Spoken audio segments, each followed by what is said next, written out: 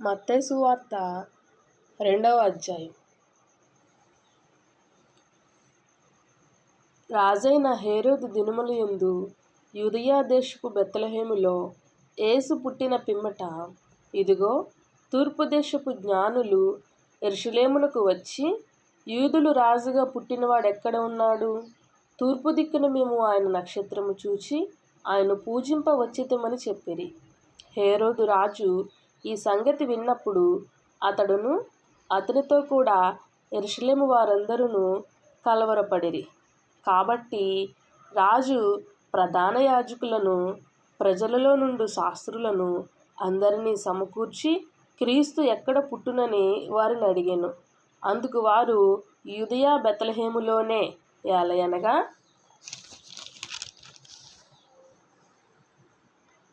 యూదయ దేశపు బెత్లెహేమా, నీవు యూదా ప్రధానులలో ఎంతమాత్రమును అల్పమైన దానవు కావు.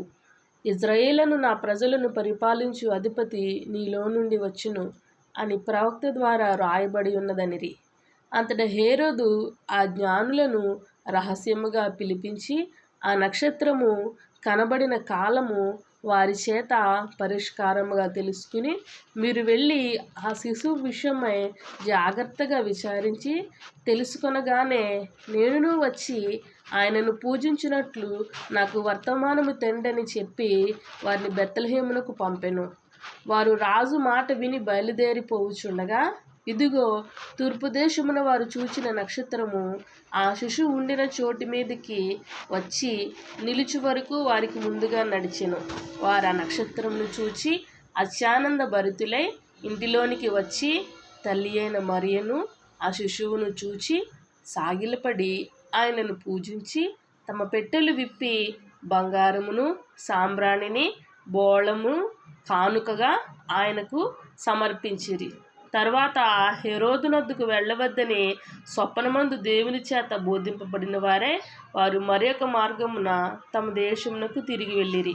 వారు వెళ్ళిన తరువాత, ఇదిగో, ప్రభుదూత స్వప్నమందు యోసేపునకు ప్రత్యక్షమై, హేరోదు ఆ శిశువును సంహరింపవలెనని ఆయనను వెదకబోచున్నాడు గనుక నీవు లేచి ఆ శిశువును ఆయన తల్లిని వెంటబెట్టుకుని ఐగుప్తునకు పారిపోయి నేను నీతో తెలియచెప్పు వరకు అక్కడనే ఉండుమని అతనితో చెప్పెను.